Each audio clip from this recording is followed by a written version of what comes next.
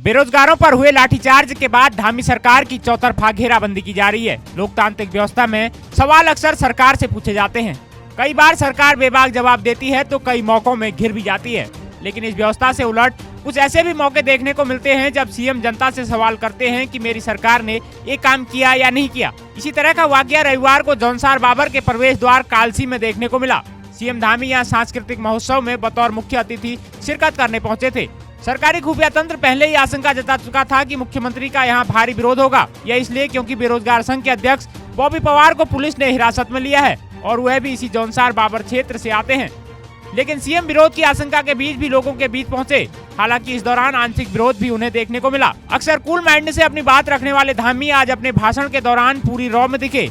उन्होंने कहा कि देश के कई राज्यों में फैल चुके नकल माफिया की जड़ें बहुत गहरी हैं। इस नासूर को मिटाने में वक्त जरूर लगेगा। रात भर से मुझे कह रहे थे नहीं वहाँ बहुत विरोध होने वाला, मत जाइए। मैंने कहा मैं विरोध करने वालों से पूछूंगा कि अरे भाई विरोध किस बात का, क्या इस बात का विरोध है क्या कि 22 सालों में जो प्रश्न मेरे मन में आ रहे हैं कि 22 सालों में उत्तराखंड राज्य को बने हुए हो गए, क्या किसी मुख्यमंत्री ने नकल करने वालों को अभी तक जेल की सलाखों के पीछे डाला क्या? इसका जवाब मैं आप ही लोगों से पूछना चाहता हूं भाइयों बहनों। ये प्रश्न केवल मेरा नहीं है, ये प्रश्न हमारे पूरे उत्तराखंड के 1 करोड़ 25 लाख भाई बहनों का है।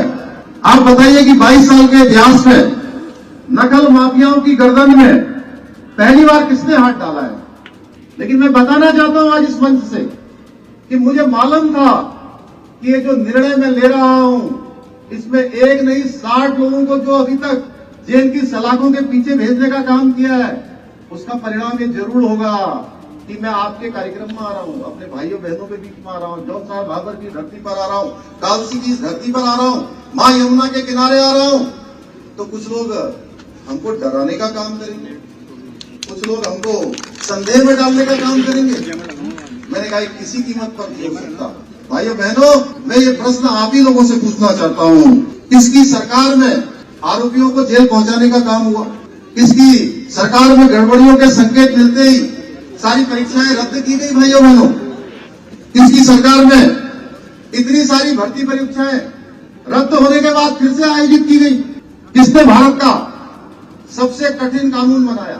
कौन सी सरकार है जिसने आज इस नकल के क्षेत्र में अपराध करने वालों को, नकल में पकड़े जाने वालों के लिए 10 साल की सजा का प्रावधान, उम्र कैद की सजा का प्रावधान, उसकी सारी संपत्ति जब्त करने का प्रावधान, और जो पकड़ा जाएगा भाइयों बहनों, वहां जो परीक्षा में भाग लेने वाला परीक्षार्थी होगा, अगर वह पकड़ा जाएगा तो उसको आगे चलकर 10 वर्षों तक किसी भी परीक्षा में भाग लेने का कोई अवसर प्राप्त नहीं होगा। भाइयों बहनों, ये सबसे हिंदुस्तान का सख्त कानून बनाने का काम हमने किया है। भाइयों बहनों, दोस्तों हमारा यह वीडियो आपको कैसा लगा आप हमें कमेंट बॉक्स में ज़रूर बताइएगा।